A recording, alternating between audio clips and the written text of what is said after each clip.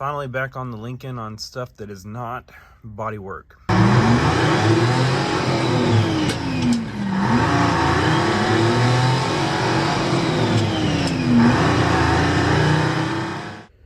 right, so what we're doing today is I'm pulling the seats out. So as you can see, this carpet is shot, some rodent got in here on both sides and just tore it up in the back. And I mean, you can see under the seat what it looks like too. So it's shot. I bought new carpet. I didn't go all fancy though. Part of these projects is, ultimately, I hate to say you have to do what you can, I guess, to get these things back on the road. These things were meant to drive. I see too many of these things, cars like this getting, Lincolns, getting stripped for demolition derbies and all that kind of stuff. And I mean, that's what was done way back when, probably in the 90s with these cars. And it's still getting done. And unfortunately, a lot of these are just too far gone to put back into a daily driver. But if you get caught up, on a full frame off restoration, a lot of times these projects just don't get completed. And so for me, there is a budget for this car. I don't have unlimited amounts of money. So, as far as carpet goes, I bought new carpet. I made that expense. But I bought the cheaper carpet. You could do all kinds of upgrades to the carpet. And I still don't think, even if you bought the really fancy aftermarket carpet, I don't think it's this plush. Actually, this is from the seat. I don't think it's this plush.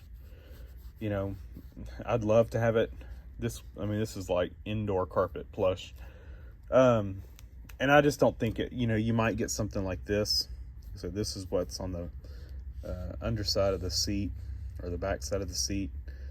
And so you might get new carpet that's like this, but we bought just the cheap stuff. It's going to look all right in here. To be honest, you probably wouldn't know unless you know these cars. So it's going to look good, and it's what I could afford. So that's what's going in it. And it gets this thing, looking much better. So our little friends here, I think we figured out why our power seats don't work. I mean, the switches on these things are notorious for not working, but this definitely was never going to work. So this made it a challenge to get the seat out of here. These two back bolts were just a pain in the butt. But yeah, our little rodent friends were busy.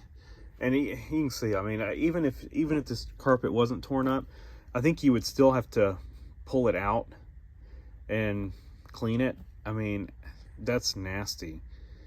I don't want to be driving this thing with that in here. I mean, look, we even got bones under the seat. Plugged the seat switch back in and was able to lift the seat higher. The seat will go up and down. That part was working. It's just the forward and back was not.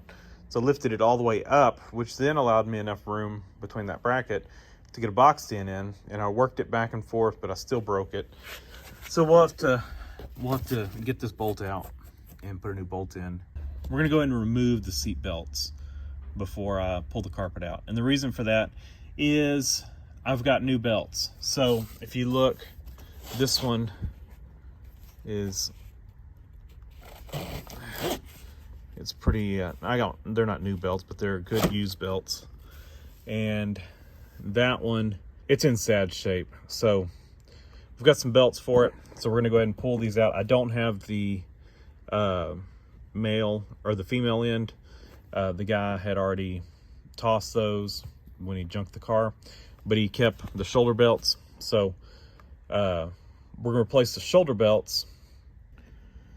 All right, so here we are after lots of vacuuming, and we pulled the sound deadening back here. It was in pretty bad shape. It's actually some pretty good sound deadening in this thing. And what they had is, this, it's like tar paper backed jute padding like that.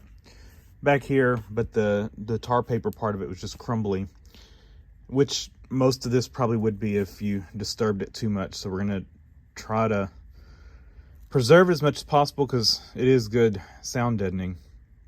It's got that plus, you know, a backing on the carpet itself, and my replacement carpet has that backing on it. I think we'll peel this up and just kind of look underneath, see what that looks like under here, under the seat area. If it looks good, we'll probably leave that alone. Kind of the same thing with the front floor pans. We're gonna look under that, and hopefully, you know, it looks pretty good under there. If not, we're gonna have to try to carefully pull that padding out. Like I said, I want to try to keep it. We're gonna have to replace, I think, the padding that was back here. It was just in sad shape because the you know, where the rodent had eaten away the carpet, you know, it ate away that padding as well. So we'll probably replace padding back here.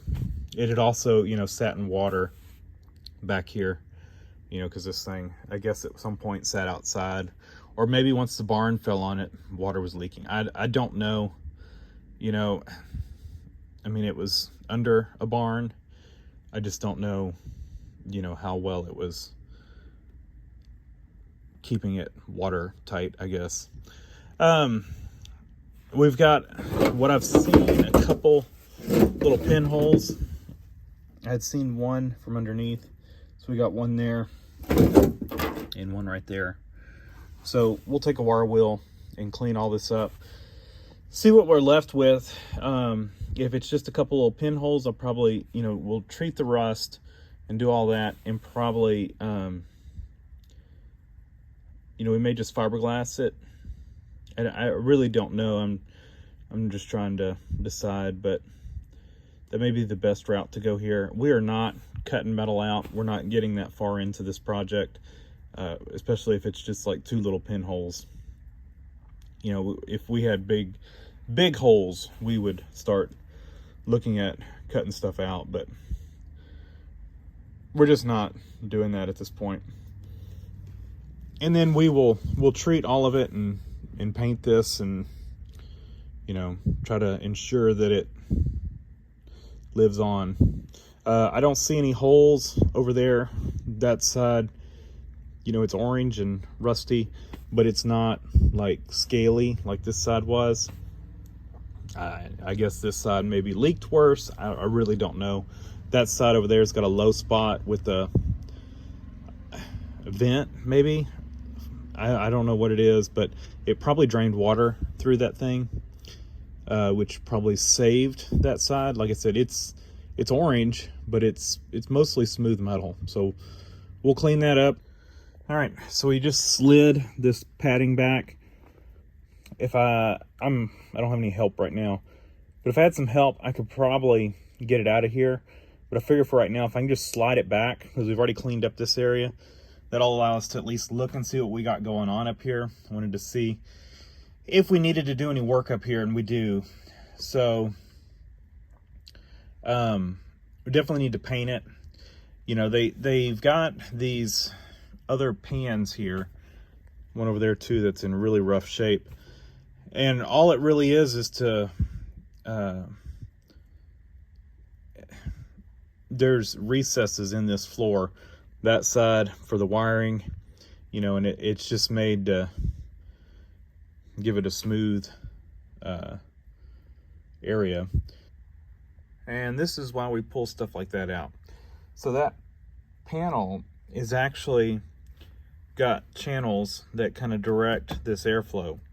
So it's the connector from that vent that feeds into the HVAC, and it flows through to here, which goes to the floor vents for the rear passengers, you know, for heater. And so look at all this stuff. It would have always stunk putting it on heater, you know, so you just gotta make sure you go all the way. And I think we're gonna go ahead and pull that panel off. Nasty, nasty stuff. And all this, you know, that tar stuff they use as a seam sealer is just coming off. Get rid of all that stuff and we'll have to put something else. Yep.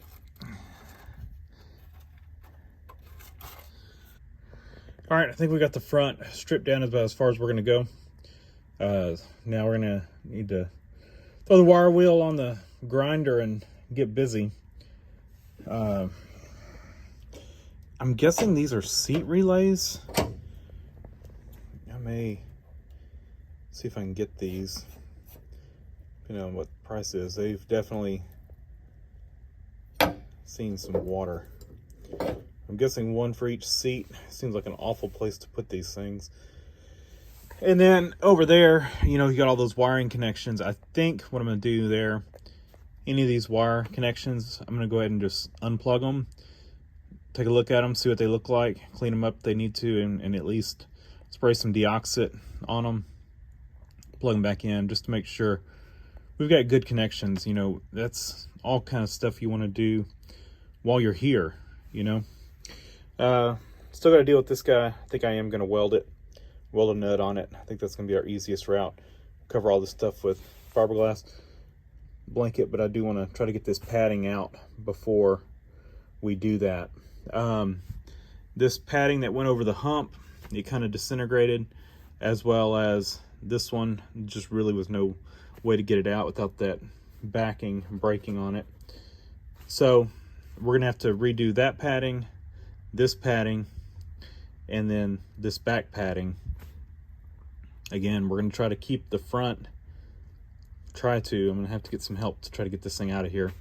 And then we still need to kind of pull up the back and look at it, but I think it's going to be okay because it looks like it's probably about the highest spot on the floor. But really, you know, we're in pretty good shape. I see no real bad rust in these floors. It's all surface rust. You know, once we get the rest of this padding off of here and just kind of clean it up and get it converted, we'll paint it. And I think, you know, our paint will, I think, hold up better than theirs did. You know, there's just not a lot of, I don't know, you know, they just put a quick coat on it to keep it from flash rusting, basically. It's lasted this long, so I guess I can't complain too much.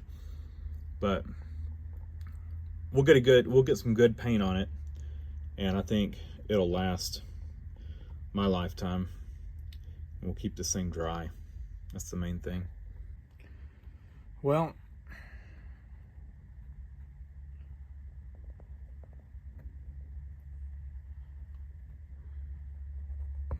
we got the heavy stuff off, and that's what I was shooting for. I'm going to chemically treat this whole floor, and it'll take care of any of that surface rust. I did run across a few holes. There's a decent little hole over there, but it's around a big glob of weld that was under some seam sealer that peeled off, so I think that was factory. And, you know, they just burned through it. And, some pinholes here and there. I think there's one somewhere in there. There's a couple on the other side. I think on the pinholes, I'm just going to put some fiberglass filler over them, just to kind of plug the hole. I could just seam seal it or something if I wanted to, but we'll do that. You know, that stuff is good stuff. It's really like a marine use. I think there's a little hole right there. You know, and it's designed to not absorb water, so, you know, we don't have to worry about it causing any rot or anything. You know, like regular Bondo. So I think our next step, I need to pull out my chemical treatment stuff and see what it calls for. This seam sealer is just peeling off. To do something about that. I think what we'll do is probably spray the whole floor with undercoating when we're done. It'll help sound deadening and all that kind of stuff. Back there, you know, once we got the brush to it, we got a bunch of little holes. I probably will fiberglass that whole floor pan. I think that's going to be our best bet there. We are not cutting out floor pans in this. I don't even know if you can get floor pans for it, but we are not doing that. I know it's got a couple little holes, but it's still extremely solid. We're not gonna open up that can of worms. So our main goal here is a driver. We are not doing a full restoration. So we're gonna make this thing where it's not gonna get any worse. And we're gonna fix up the rust that it's got. Maybe not the best way, but good enough, and continue on and hopefully get this thing back on the road quick, because it's taking a lot of time. It's a lot to do. So we're using this clean strip. It's good stuff, and what I like about it is it neutralizes the rust and it leaves us in a paintable surface. So that's what we're doing. Took a spray bottle and I have sprayed this floor down, and we're gonna let it sit overnight. I'm gonna stay out here for about another hour and just probably reapply it as it dries, and then let it cure. And I think that'll be good. And then we'll see what it looks like. You know, if we need to wire wheel it some more or spray it some more, we can do that. This stuff's also good to help keep stuff from flash rusting. Yeah, I'm gonna step away from this stuff. I took my mask off to talk on the camera. I can't really talk with the mask on. It's a battle with the mask and safety glasses and still being able to see. If y'all got a solution for that, let me know. But yeah, I guess I could have gotten my respirator, my full face respirator. But yeah, I'm just wearing I guess it's the Milwaukee equivalent of N95, I guess, and goggles, and gotta work quick because they fog up. All right, not much to see here. So we're gonna end this one here, and the next video we'll check on the progress of our rust treatment, and we will go ahead and do some more rust treatment, and we'll start patching some of these small holes and get this thing ready for some rust bullet, and probably then some paint and undercoating and all kinds of products we're going to be putting on this floor. So thanks for watching. Leave a comment down below, hit the like button, and subscribe for more.